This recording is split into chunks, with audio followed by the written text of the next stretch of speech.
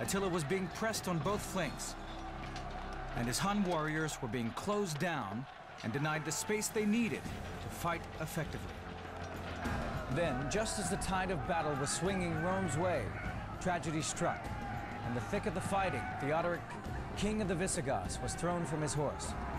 Before he could get to his feet, he was trampled under the hooves of his own cavalry. Attila was in a perilous position. He had lost his key ally.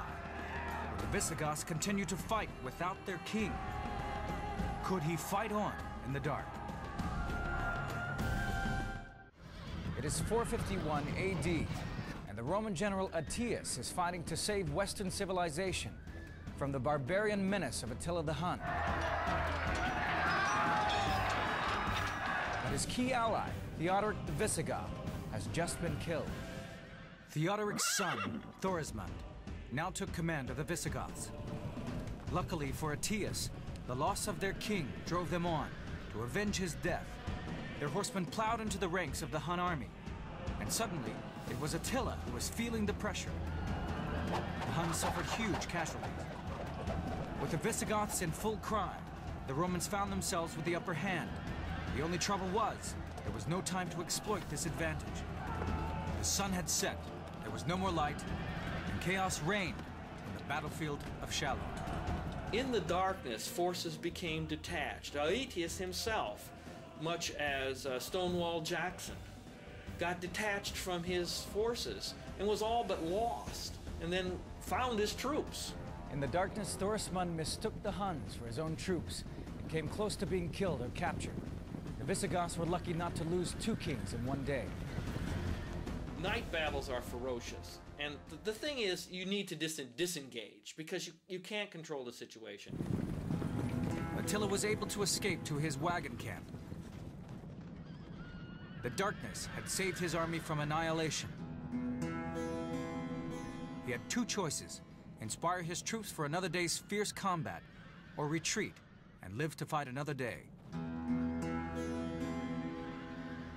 So in the worst hour of the Hunnish army's existence, when they were surrounded, they'd been defeated, what did Attila do?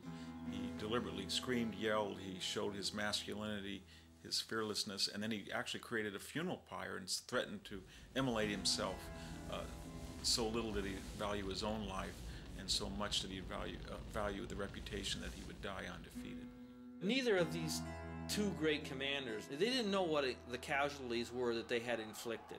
They knew, however, that their own troops were terribly bloodied. These two armies had exhausted themselves. Attila probably got little sleep. He was left with a real dilemma. On the one hand, he had the opportunity to crush Attila once and for all. On the other, he had to consider the future security of the empire. The Visigoths had only supported him because of Attila's invasion. The Vandals were also unreliable. These tribes only stayed in line because of a Hun menace. Remove that and warfare could break out all over the West.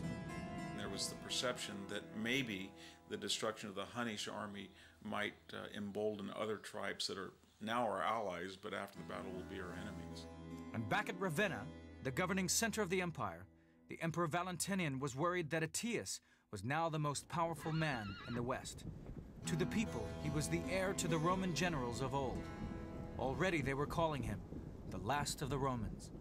The next morning, it's essentially a stalemate. The Huns are in possession of their lager, and the Romans are in possession of the battlefield, which meant that the Romans won. But the Huns were still there. The ancient sources tell us that Attila only reached his decision on the following morning, when two things happened. First, the body of Theodoric was recovered, and his son Thorismund was proclaimed to be the new king of the Visigoths. Second, it was obvious that Attila was trying to pull out rather than prepare for another battle. Attila withdrew the next day because he realized that his army was in no condition. Once dawn rose and they saw that horrific carnage on the battlefield and tens of thousands of people had been killed, he realized he was in no position to press home the attack. Attila knew his own personal standing was high. He had just beaten Attila the Hun, the scourge of Europe. But could he trust the Visigoths now that they had a new king? And what about Gaiseric the Vandal? The Hun invasion had been his idea. Aetius had done enough.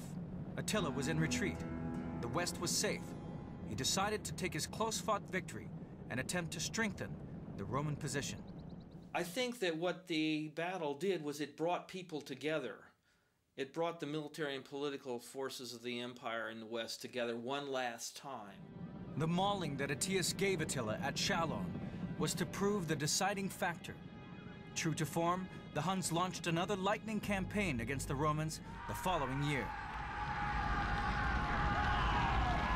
They swept down into Italy, utterly destroying the land as they went. But a Roman counter-strike against Attila's own land across the Danube was enough to make Attila agree to a peace. He just didn't have the men to protect his borders any longer. Aetius had killed too many of them at Chalons.